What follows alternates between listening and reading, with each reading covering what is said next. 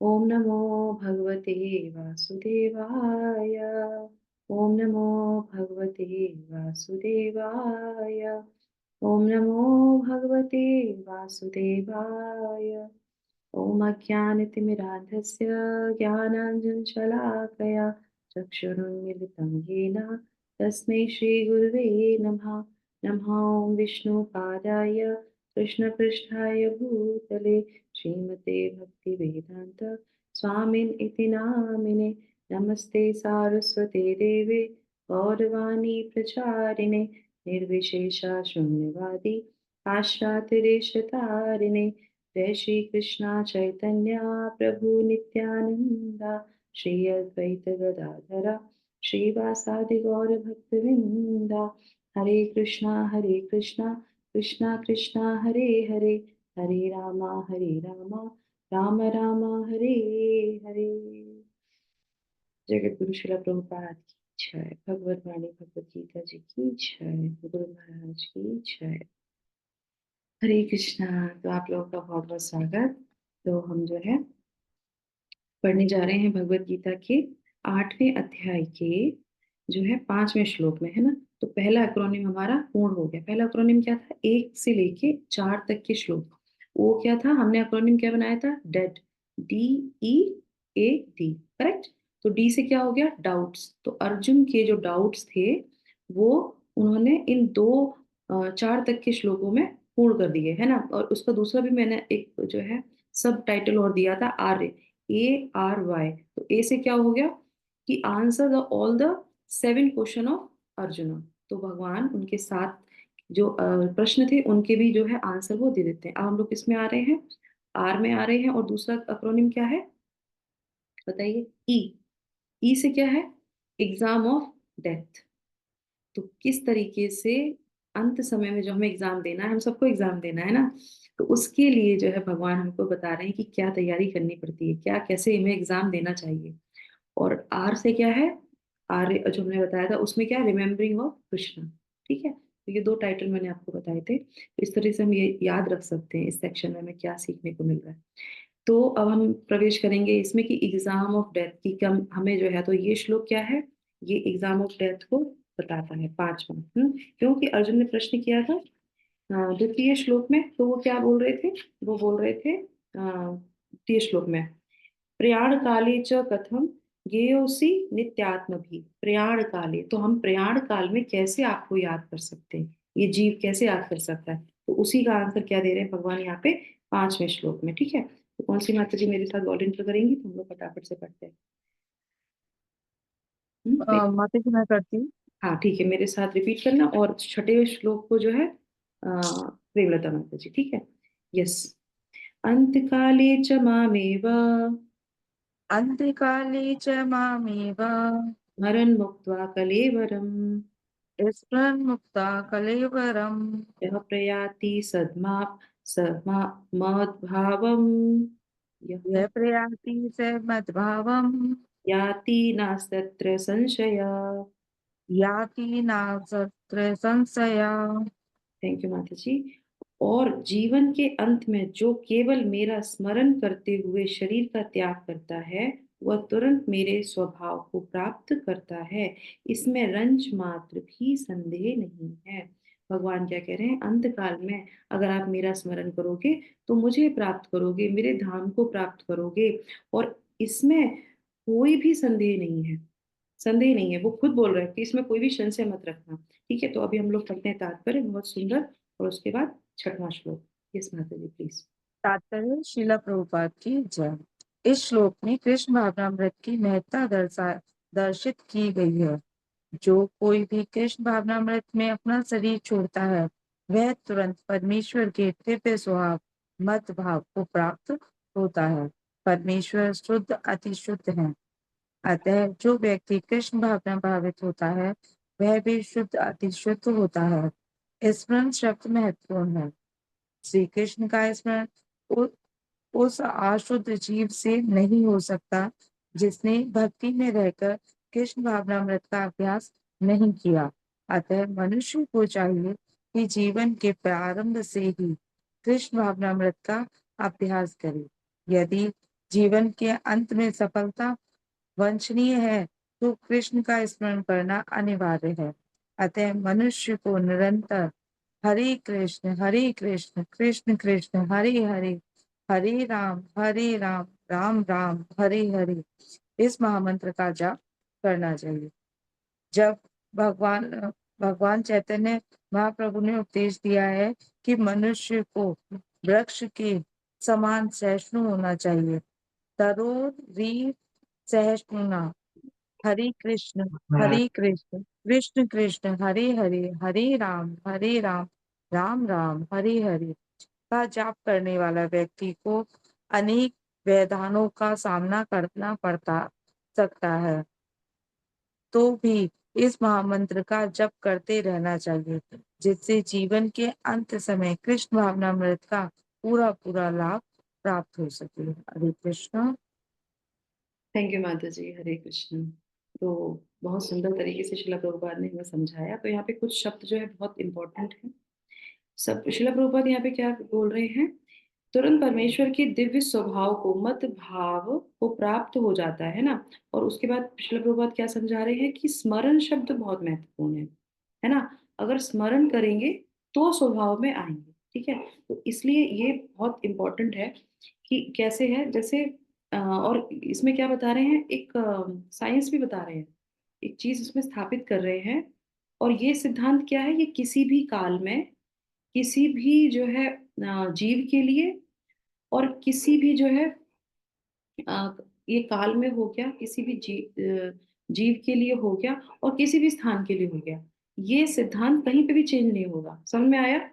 ये जो भगवान बात बता रहे हैं, ये किसी चीज के लिए भी चेंज नहीं हो सकता, क्योंकि ये सिद्धांत उन्होंने आप पे स्थापित किया है। क्या है? अंत काल में आप मुझे याद करेंगे, मेरे उसको चले जाएंगे। तो क्या है? अब चाहे आप मनुष्य योनि में हो, या फिर आप जानवर की योनि में हो, अगर आप भगवान का चिंतन कर रहे हैं, मान लीजिए जैसे भी कुछ समय पहले सुषमा माता जी ने बताया था कि उनका जो छोटा सा कछुआ था, वो सुबह मंगला आरती सुन के और पूरी नरसिम्हा आरती सुन के, और उसने अपने प्राण त्याग दिए। तो उसको डेफिनेटली भगवान का धाम मिलेगा, उसको डेफिनेटली जो है मिलेगा। क्यों? क्योंकि वो भगवान की कथा को सुन रहा था, वो भगवान के नाम को सुन रहा था। फिर दूसरी बात क्या है, काल क्या है, कि आप चाहे दक्षिणायन में हो और चाहे आप मतलब उसमें हो। कहते नहीं है कि अभी कृष्ण पक्ष चल रहा है, कि जो है दूसरा पक्ष चल, कोई फर्क नहीं पड़ता। अगर आप भगवान का चिंतन कर रहे हैं और उसमें अपने प्राण त्यागे, तो आप भगवान को ही प्राप्त करेंगे, है ना। दूसरी बात क्या है, चाहे वृंदावन में शरीर को त्यागे, स्थान है ना, वृंदावन में शरीर को त्यागे, या आप घर में त्यागे, या आप ट्रेन में जा रहे हो तो शरीर को त्याग दें। अगर आप भगवान के चिंतन में हैं तो आप क्या करेंगे? आप भगवान को ही प्राप्त करेंगे। तो भगवान के भक्त बिल्कुल भी चीजों को बिल्कुल नहीं घबराते कि उनको कब उनकी मृत्यु हो जाएगी, कब उनको ये टेस्ट देना पड़ेगा। कभी भी टेस्ट देना पड़ सकता है। इसलिए वो हमेशा भगवान को सतत चिंतन करते हैं, सतत तो जो है कंटिन्यू जो है भगवान का स्मरण करते हैं, भगवान का चिंतन करते रहते हैं। ठीक है। अब आ जाते हैं यहाँ पे स्वभाव की बात, जो भगवान बोल रहे हैं यहाँ पे, कि स्वभाव को प्राप्त करना है। अब आप मुझे बताइए, कोई भी किसी के स्वभाव को ऐसे ले लेता है, अंत समय में उसका चिंतन किया उसका स्वभाव आ जाएगा? आता है? नहीं, है ना। नहीं स्वभाव आता पता जी। इतनी जल्दी नहीं आता। उसके लिए क्या करना पड़ता है? उसके लिए हमें कंटिन्यू जो है प्रैक्टिस करनी पड़ती है। किसी भी चीज को, अगर कोई हमें चीज को लेना है, जैसे कहते हैं ना कि जैसी संगत होगी वैसी आपकी रंगत हो जाएगी, है ना। जैसे हम लोग अभी 2 दिन पहले राम कथा के बारे में कर रहे थे। तो हम लोग किसकी संगत करते हैं? रोज हम लोग श्रीमद् भागवतम की संगत लेते हैं, रोज हम लोग भगवत गीता की संगत करते हैं, रोज हम लोग श्लोक पढ़ते हैं, तो हमारी जिह्वा शुद्ध होने लगती है ना, हमारा उच्चारण शुद्ध होने लगता है। क्यों? क्योंकि हम रोज संगत कर रहे हैं। एसोसिएशन ऑफ जो है ग्रंथ का हम लोग एसोसिएशन करते हैं, तो हमारे उसका भाव आ जाता है। अच्छे लोगों के साथ अब आप जब रहेंगे, तो आप देखिएगा जैसे उनके विचार होते हैं, जैसे उनका भाव होता है, तो वैसे हमारा भी भाव होने लगता है कि ठीक है, हमको सुबह मंगला आरती में आना है, हमको रोज साथ में मिलके जपा करना है, हमको रोज जो है रीडिंग करनी है। और ये बात अपने आप से हम लोग एनालाइज करते हैं कि जब हम संगत में आते हैं, तो हमारा ऑटोमेटिकली हमें चेंज आने लगता है ना।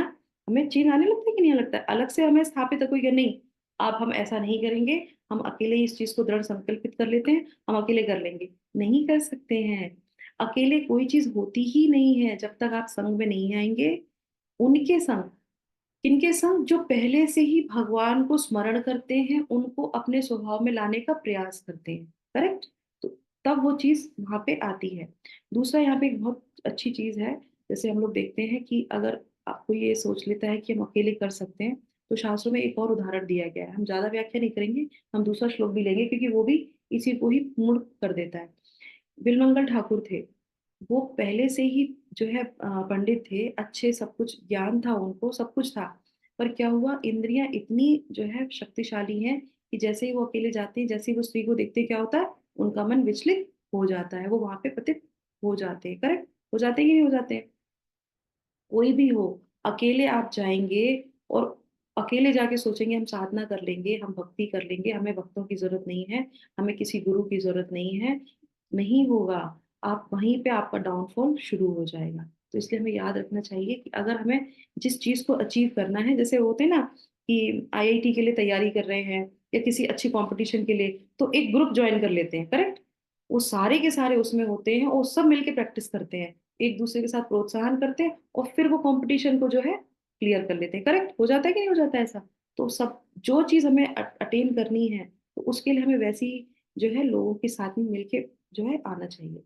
दूसरी बात क्या होती है, दो तरह की संगत होती है, एक शारीरिक संगत होती है, एक मानसिक संगत होती है।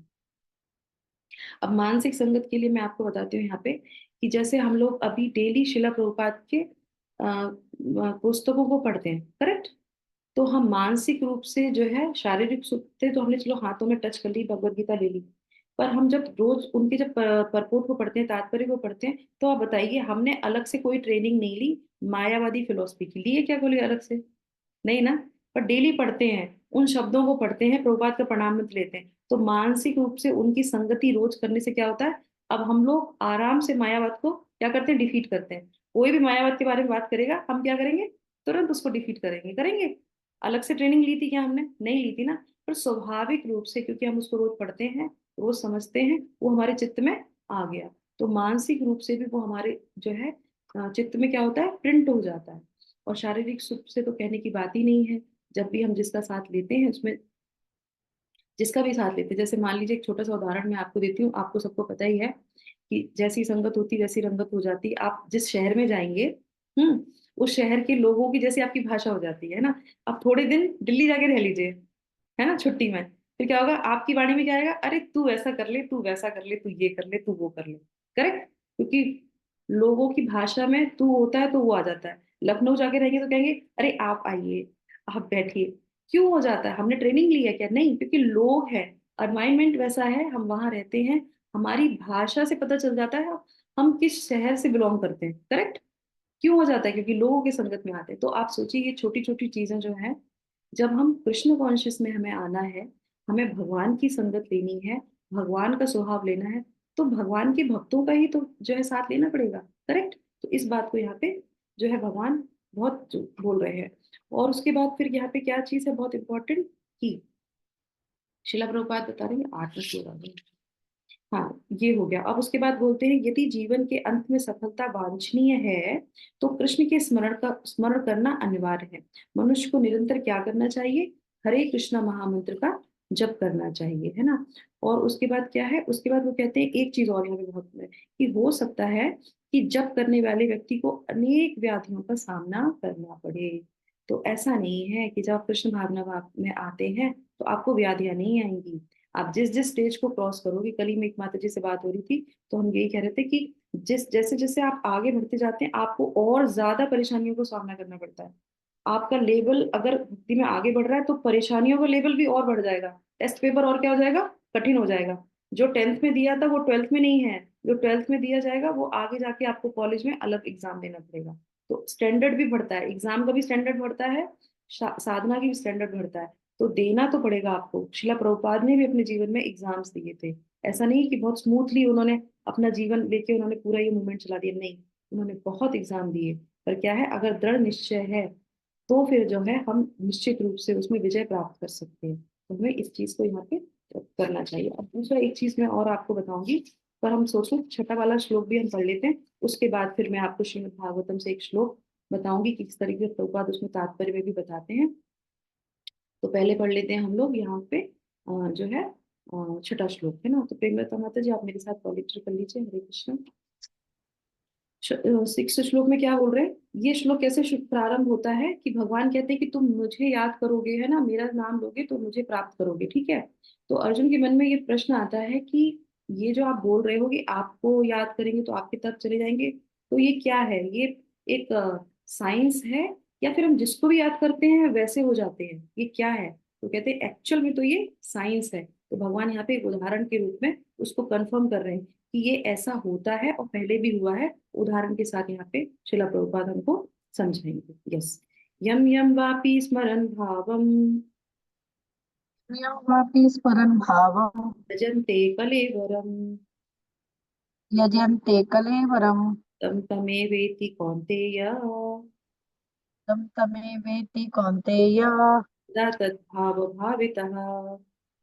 तथा तद्भावभाविता। हे कुंती पुत्र, शरीर त्यागते समय मनुष्य जिस जिस भाव का स्मरण करता है वह उस भाव को निश्चित रूप से प्राप्त करता है। तो मुझे याद करोगे पहले श्लोक में तो मेरे धाम को जाओगे निश्चित रूप से। और क्या बोल रहे हैं, दूसरा ऑप्शन भी बताया है कि अगर नहीं याद करोगे तो क्या होगा, जिसको भी याद करोगे तो क्या होगा, उसी को प्राप्त करोगे। ठीक है, तो तात्पर्य सुन लेते हैं। यस माता जी। गुरु शिला प्रपात की जय। यहाँ पर मृत्यु के समय अपना स्वभाव बदलने की विधि का वर्णन है। जो व्यक्ति अंत समय कृष्ण का चिंतन करते हुए शरीर त्यागता है, उसे परमेश्वर का दिव्य स्वभाव प्राप्त होता है। किंतु यह सत्य नहीं है कि यदि कोई मृत्यु के समय कृष्ण के अतिरिक्त और कुछ सोचता है, तो उसे भी दिव्य अवस्था प्राप्त होती है। हमें इस बात पर विशेष ध्यान देना चाहिए। तो फिर कोई मन की सही अवस्था में किस प्रकार मरे। महापुरुष होते हुए भी महाराज भरत ने मृत्यु के समय एक हिरण का चिंतन किया। अतः अगले जीवन में हिरण के शरीर में उनका देहांतरण हुआ। यद्यपि हिरण के रूप में उन्हें अपने विगत कर्मों की स्मृति थी, किंतु उन्हें पशु शरीर धारण करना ही पड़ा। निसंदेह मनुष्य के जीवन भर के विचार संचित होकर मृत्यु के समय उसके विचारों को प्रभावित करते हैं। अतः इस जीवन से उसका अगला जीवन बनता है। अगर कोई जीवन में सद्गुण होता है और निरंतर कृष्ण का चिंतन करता है, तो संभावना यही है कि मृत्यु के समय उसे कृष्ण का स्मरण बना रहे। इससे उसे कृष्ण के दिव्य स्वभाव को प्राप्त करने में सहायता मिलेगी। यदि कोई दिव्य रूप से यानी अध्यात्म का, भौतिक नहीं। अतः जीवन के अंत समय हम अपने स्वभाव को सफलता पूर्वक बदलने के लिए हरे कृष्णा कृष्णा कृष्णा हरे हरे, हरे रामा राम रामा हरे हरे का जप करना सर्वश्रेष्ठ विधि है। हरे कृष्णा हरि बोल। थैंक यू सो मच माता जी। हरे कृष्ण। तो यहाँ पे शिला प्रभुपाद क्या बता रहे हैं, भगवान ने बताया जिस चीज को हम याद करेंगे वैसा ही हमारा जो है हम उसको प्राप्त कर लेते हैं। और उसके लिए शिला प्रभुपाद ने कितना बताया कि जो है भरत महाराज का उदाहरण देते हैं यहाँ पे कि वो तो कितने महान जो है भक्त थे भगवान के, है ना। तो उनकी लीला श्रीमद् भागवतम में आते 3 जन्मों के बारे में उनके बारे में आ जाता है ना। तो वो हिरण के बारे में सोचते हैं, है ना, जाते हैं वहां पे जप करने के लिए, वहां पे साधना करने के लिए जाते हैं। मैंने बोला था अकेले, अकेले जाते हैं। इतने बड़े वो होते हैं, मतलब कहाँ वो प्रेमा प्रेमा तक पहुंच गए होते हैं। वो स्टेज पे जाने के बाद वहां जाके वो हिरण में उनकी आसक्ति हो जाती है, उन्हें पता ही नहीं चलता है क्योंकि शुद्ध हृदय होते हैं, करुणा होती है तो हिरण के प्रति करुणा आ जाती है। वो करुणा होते होते वो उसमें इतने मोहित हो जाते हैं कि अंत समय में सिर्फ फिर हिरण का ध्यान रहता है, उसके बाद वो हिरण बन जाते हैं। पर भगवान की कृपा से दोबारा से उनको स्मरण आ जाता है और फिर वो सोचते हैं कि नहीं अब ये जन्म मिल गया मुझे हिरण का, हिरण में ही भगवान उनको स्मरण दिला देते हैं। क्योंकि भक्ति भगवान कहते हैं ना कि अगर थोड़ा सा भी नेहा विक्रम नाशस्ती, अगर थोड़ी सी भी करोगे तो वो क्षीण नहीं होगी, तो भगवान उनको याद दिला देते हैं। उसके बाद फिर वो दोबारा से मनुष्य रूप में आते हैं, है ना, और उसके बाद फिर वो पूरी तरीके से भगवान की भक्ति में लग जाते हैं। तो हमें भी ये ध्यान रखना चाहिए। तो जैसे शिला प्रभुपाद यहाँ पे बता रहे हैं कि निसंदेह मनुष्य के जीवन भर के विचार संचित होकर मृत्यु के समय उसके विचारों को प्रभावित करते हैं। तो ये लाइन यहाँ पे बहुत इंपॉर्टेंट है कि अंत समय में क्या होता है, एक रील आती है, एक रील चलती है। तो जो भी आपने किया होगा वो रील चलेगी और वो सब कुछ संचित होके आपके लास्ट उसको इफेक्ट करेगा। अब ऐसा नहीं कोई ये सोचे कि ठीक है अंत समय में हम हरे कृष्णा मंत्र ले लेंगे, हरे कृष्णा नाम ले लेंगे और पूरे जीवन एंजॉय करेंगे। जैसे कल ही एक माता जी बता रही थी कल परसों बता रही थी माता जी की, क्या बचपन की हुई चीज बचपन तक चलती है ना, प्रेमलता माता जी बता रही थी, बचपन तक चलती है। तो क्यों चलती है? कि जो आप शुरू करोगे वो लास्ट तक चलेगा। इसलिए चलता है क्योंकि हम उसकी प्रैक्टिस करते हैं। अंत समय में आप सोचोगे कि आप ले लोगे और याद रहेगा, नहीं रहेगा। ये बिल्कुल भी स्थायी नहीं होता है, ठीक है। और इसीलिए हमें क्या करना चाहिए? तो यहाँ पे एक बहुत अच्छा मैं आपको एग्जाम्पल बताती हूँ कि किस तरीके से ये कार्य करता है। शिला प्रभुपाद से भरत महाराज का तो ये एग्जाम्पल है, हमारे ही मूवमेंट की बात बता रही हूँ, एक आपको लाइव एग्जाम्पल बताती हूँ। हमारे मूवमेंट में पहले की, बहुत पहले की बात है। एक राघव पंडित थे, एक बहुत अच्छे जो है ब्रह्मचारी जो है, क्या थे, भगवान के भक्त थे, है ना, हमारे मूवमेंट में। और वो क्या हुआ, उनका वो सेवा करते थे, बुक डिस्ट्रीब्यूशन करते, सब कुछ करते थे। और उसके बाद उनका एक आसक्ति हो गई एक माता जी के चरणों में। माता जी में भी नहीं, माता जी के चरणों उनको इतने अच्छे लगते थे, सुंदर लगते थे। तो वो उनको देखते रहते थे। फिर देखते देखते देखते देखते क्या होता है, आसक्ति बढ़ती गई बढ़ती गई। और उसके बाद उनकी मृत्यु हुई, तो उनको वो चरण याद आ गए होंगे, है ना। और उसके बाद क्या हुआ, उनका जो है स्त्री में ही उनका जन्म हो गया, स्त्री में ही हो गया, ये लाइव बता रही हूँ आपको। और वो हो गया, और क्या हुआ, वो होने के बाद वो इसी मोमेंट में आए। वो राघव पंडित जो है स्त्री बन के आए, एक माता जी बन के उनका जन्म हुआ। और वो उन माता जी ने भी इसी मूवमेंट को ज्वाइन किया। उसके बाद हमारे नित्य लीला प्रविष्टा हिज होलीनेस जो है, चारू महाराज की डिसाइपल, वो माता जी डिसाइपल भी बन गई। पर भगवान की कृपा से, गुरु की कृपा से उनको वो स्मृति आ गई, पहले की उनको वो स्मृति आ गई। फिर उन्होंने क्या किया, उन्होंने एक लेख लिखा। और लेख लिखने के बाद उन्होंने सब बताया कि पिछले बार में मैं इस तरीके से ये था, मैं इस मंदिर में सेवा करता था, मैं ऐसे करता था, और मुझे एक माता जी के चरणों में आसक्ति हो गई थी, मैं नित्य जो है उनके चरणों को देखता रहता था, देखता रहता था। और आज जो है मुझे एक माता के रूप में जन्म मिला। तो ये, और मैं जो है माता के रूप में यहाँ पे भक्ति कर रहे हैं, वो आराम से सब कुछ कर रहा है। पर ये क्या है, ये इस श्लोक का बहुत अच्छा उदाहरण है। तो ऐसा नहीं है कि जो भगवान बोल रहे हैं वो निश्चित रूप से होता ही होता है। तो हमें क्या करना चाहिए? शिला प्रभुपाद ने दोनों श्लोकों में एक बहुत इंपॉर्टेंट चीज बताई है। क्या बताई है, आप बताएंगे कोई? हम्म। माता जी भाव भाव के बारे में बताया है। हरे कृष्ण महामंत्र यस। तो अब से मैंने आपको क्या बताया था, कल मैंने बोला था कि आज के श्लोक से एक श्रृंखला चालू होगी, वो क्या है? हरे कृष्णा महामंत्र। तो ये पूरा अध्याय हरे कृष्णा महामंत्र को फोकस करता है। तो जो है भगवान के नाम का उच्चारण लेना है, जोर जोर से लेना है, शुद्धता से लेना है। अगर ऐसा आप लेंगे तो क्या होगा, वो आपके चित्त पे जो है चेतना पे प्रभाव डालेगा। और तब आप अंत में जाके भगवान के नाम का उच्चारण कर पाएंगे, उनका चिंतन कर पाएंगे, और वही आपके स्वभाव में आएगा। करेक्ट। तो दो बार उन्होंने किसके कौन से श्लोक में लिया, पांचवे वाले श्लोक में दो बार पूरा हरे कृष्णा महामंत्र लिखा है। करेक्ट। वो लिख सकते थे ना हरे कृष्णा महामंत्र, नहीं, उन्होंने क्या बोला, हमें ऐसे ही जप करना, हरे कृष्णा कृष्णा कृष्णा हरे हरे, हरे रामा राम राम हरे हरे। फिर रिपीट करके बोला है। और उसके बाद फिर छठे श्लोक में फिर उन्होंने यही बात लिखी है, क्या लिखी है, हरे कृष्णा कृष्णा कृष्णा हरे हरे, हरे रामा राम राम हरे हरे। और सबसे अच्छी बात क्या है, आज हम लोगों ने जो कोटेशन पढ़ा शिला प्रभुपाद का, उसमें क्या था, क्या था उसमें बताइए, क्या शिक्षा मिल रही थी इसमें?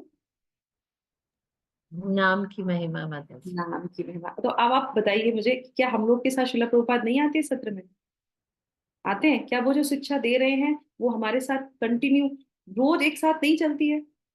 अब आप इसको तो ये तो नहीं कह सकते कि माता जी ने प्लान किया, माता जी ने क्लास तैयार करी, ऐसा तो नहीं है ना। कोटेशन तो हम लोग तुरंत उसी समय लेते हैं ना, उसी समय आता है। ये क्लास शुरू होने से पहले ही कोटेशन भेजा जाता है ग्रुप में। और उसमें क्या था, उसमें यही था, कल भी हम लोगों ने जो पढ़ा। तो डेली नित्य रूप से जो शिला प्रभुपाद, तो जब आप डेडिकेटेड होते हैं गुरु को कि हम आपकी शिक्षाओं के आधार पे चलेंगे, गुरु हमें वो ही सिखाते हैं। ये साथ के साथ चीजें चल रही है, कितना लाइव एग्जाम्पल हमारे साथ चल रहा है।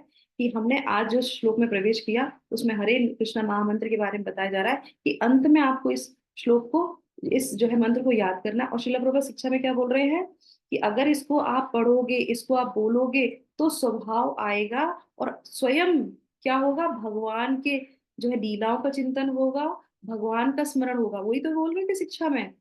और यही बात हम लोग इसमें सीख रहे हैं भगवत गीता में, कि जब आप हरे कृष्णा महामंत्र लोगे तो क्या होगा, अंत में आपको कोई पास टाइम उनका याद आ गया। या स्मरण का मतलब सिर्फ यही नहीं होता है कि हरे कृष्णा महामंत्र लेना। हरे कृष्णा महामंत्र आप जब लेते हैं, मंदिर जाते हैं तो भगवान के जब आप दर्शन करते हैं तो क्या होता है, भगवान को अच्छी तरीके से निहारते हैं, उनको अपने आंखों में समाते हैं, है ना, उनको उनके लोटस फीट को देखते हैं, जो सुनते हैं श्रवण करते हैं वो भी तुरंत आपकी, जैसे मैंने कल माता जी से सुना तो मुझे वो याद आ जा गया। तो जो भी आप सुनते हैं, देखते हैं और जो बोलते हैं, वही रील, वही आपके चित्त में छप जाती है। तो इसीलिए हमें क्या करना चाहिए, नित्य रूप से श्रवण करना चाहिए, दर्शन करना चाहिए, और हरे कृष्णा महामंत्र जो दो कार्य करता है, आप बोलेंगे, सुनेंगे, और वो आपके चित्त की भी शुद्धि करेगा और वो ही प्रिंट करेगा क्या, भगवान की लीलाओं को, भगवान को याद करने में हमारी सहायता करेगा। करेक्ट। तो ये हमारे लिए बहुत अच्छी लर्निंग है। करेक्ट। और शिला प्रभुपाद की कृपा, शिला प्रभुपाद की शिक्षा साथ साथ में जो है वो चल रहा है ना। तो चलिए मैं आपको एक छोटा सा और एग्जाम्पल दे देती हूँ, श्रीमद् भागवतम से वो पढ़ते हैं और उसके बाद फिर यहाँ पे विराम करेंगे।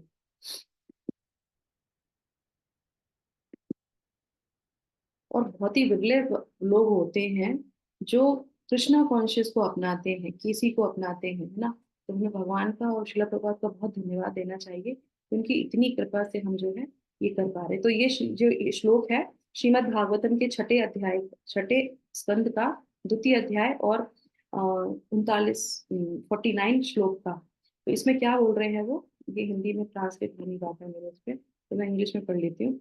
At the time of death one is certainly bewildered because his bodily function are in disorder, है ना। at that time even one who throughout his life has practiced chanting the holy name of the Lord may not be able to chant the Hare Krishna mantra very distinctly, but nevertheless such a person receives all the benefits of chanting the holy name while the body is fit. Therefore why should we not chant the holy name of the Lord loudly and distinctly? If one does so, it is quite possible that even at the time of death, he will be properly able to chant the holy name of the Lord with love and faith. In conclusion, one who chants the holy name of the Lord constantly is guaranteed to return home back to Godhead without a doubt. Correct. तो श्रील प्रभुपाद इस श्लोक में, इसके तात्पर्य में भी यही बोलते हैं कि अगर आप लेंगे भगवान का नाम किस तरीके से, शुद्धता के साथ, जोर जोर से सुनते हुए क्लियरली, तो डेफिनेटली गारंटी है कि क्या करेंगे, वो भगवान के धाम पे जाएगा। क्योंकि गारंटी की बात क्यों बोल रही हूँ यहाँ पे, क्योंकि भगवान क्या बोल रहे हैं यहाँ पे, न अस्ति अत्र संशया, तुम्हें ये संशय नहीं करना चाहिए कि जो भी अगर मेरे नाम लोगे तो तुम निश्चित रूप से मेरे पास आओगे। तो हमें शिक्षा क्या मिलती है यहाँ पे, भक्तों का हमें संग करना चाहिए। और सबसे इंपॉर्टेंट बात है, मनुष्य का सिर्फ एक ही काम है, क्या काम है, इच्छा करना। तो जब हम ये सब पढ़ते हैं ना, तो हमारी इच्छा क्या होनी चाहिए कि भगवान अंत समय में आपको याद कर सकूं, इसलिए ये यहाँ पे प्रैक्टिस कर रही हूँ कि मैं रोज आपका नाम अच्छे से ले सकूं। सिर्फ इच्छा करना है, और हम कुछ नहीं कर सकते, सिर्फ इच्छा कर सकते हैं, है ना। यही तो सीखा था हमने आगे पिछले वाले अध्यायों में। तो सिर्फ इच्छा करना है, जो सारी व्यवस्था है वो कौन करेगा, प्रकृति करेगी। अब वो प्रकृति कैसे करेगी, भक्तों का संग देगी, भगवत गीता प्रदान करेगी, आपको वो चीजें आएंगी आपके जीवन में। अब आपके पास वो विचार है कि आप उनको लेते हैं कि नहीं लेते हैं, प्रकृति आपको वो सारी चीजें व्यवस्था कर रही है, और भगवान क्या कर रहे हैं, सैंक्शन कर रहे हैं। तुमने इच्छा की मेरा नाम लेने की, मेरा ग्रंथ को पढ़ने की, तो भगवान ने आपको वो कर दिया, सैंक्शन कर दिया। अब आप उसको लीजिए, या जैसी आपत्ति विपत्ति आई आप उसको छोड़ दीजिए, ये आपके ऊपर है। विपत्ति तो आएगी, टेस्ट तो देना पड़ेगा, लाइफ में जीवित रहते हुए एग्जाम देने हैं, और मृत्यु के समय तो बहुत बड़ा एग्जाम देना है। तो सोच लो कौन सा एग्जाम बड़ा है, जो अभी चल रहा है वो बड़ा है, ये जो अंत में हमें देना है वो बड़ा है। तो अंत वाला ज्यादा बड़ा है ना, क्योंकि हमको भगवान के धाम जाना है, दोबारा से यहाँ पे नहीं आना है। एक मुझे छोटा सा अपने गुरु महाराज का प्रकरण याद आ रहा है, मैं उसको बोलती हूँ, उसके बाद हम विराम करेंगे। हमारे गुरु महाराज के पास जो है, एक बार वो जब गुरु महाराज दर्शन के लिए निकलते हैं तो बहुत भीड़ होती है, हजारों हजारों की भीड़ होती है। तो एक माता जी थी, क्योंकि वो ब्रह्मचारी हैं, तो एक माता जी थी, सन्यासी हैं गुरु महाराज, तो वो उनके चरण को पकड़ने की कोशिश कर रही थी कि उनके जो है जूतों को वो छू ले और उनको वो हेल्प कर सके, क्योंकि और लोग थे वो उनके जो है शूज को निकाल रहे थे। तो माता जी ने जैसे छुआ तो उनके जो सेवक थे उन्होंने मना किया, नहीं माता जी आप महाराज को टच नहीं कर सकते, क्योंकि वो सन्यासी हैं, कोई भी माता जो है उनको टच नहीं कर सकती, ये नियम है सन्यासी का, ब्रह्मचारी को उसको माता टच नहीं करना चाहिए। तो होता थी, तो उनके मन में एकदम से क्या आया, बहुत उनको अंदर से दुख हुआ, और उन्हें मन ही मन में क्या सोचा गुरु महाराज के सामने वहां पे कि अगर मैं ये पुरुष मैं अगर शरीर में होती तो मैं गुरु महाराज की सेवा कर सकती थी ना, उनके शरीर को टच कर सकती थी। भगवान मुझे अगली बार ना आप पुरुष शरीर में भेजना, जिससे कि मैं अपने गुरु महाराज की जो है शारीरिक सेवा कर सकूं। और जैसे ही उन्होंने ये बोला, तुरंत गुरु महाराज ने क्या किया, क्योंकि गुरु महाराज तो अंतर्यामी होते हैं, तो उन्होंने क्या किया, उन्होंने वहीं अपने सेवकों को रोका, रुको माता जी को बुलाओ, माता जी को बुलाओ। माता जी बोला कि माता जी आप एक काम करो, ये शूज निकालो मेरा। तो सब लोग बोले महाराज क्यों, माता ऐसे क्यों नहीं बोले। फिर माता जी से बोले कि मेरे एक शूज को निकालने के लिए तुम्हें दूसरा जन्म नहीं लेना है।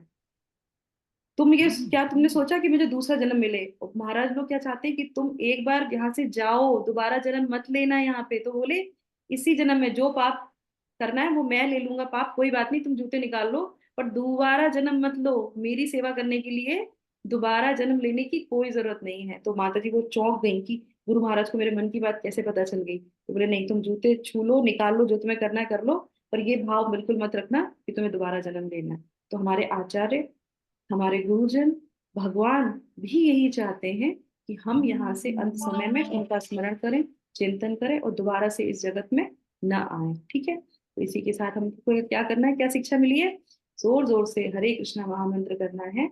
हरे कृष्णा कृष्णा कृष्णा हरे हरे, हरे रामा राम राम हरे हरे। जगत गुरु श्री प्रभुपाद की जय, गुरु महाराज की जय, भगवत वाणी भगवत गीता जी की जय। हरिओम तत्सत। Hare Krishna, thank you so much. तो कल हम लोग कोशिश करेंगे 2 श्लोक और लेने की, और ये हमारा यहाँ पे एक्रोनिम पूरा हो जाएगा। Thank you so much. Hare Krishna, सभी लोग हरे कृष्णा माता जी, दंडवत प्रणाम। धन्यवाद हरे प्रणाम। कृष्ण माता जी, आपकी धन्यवाद।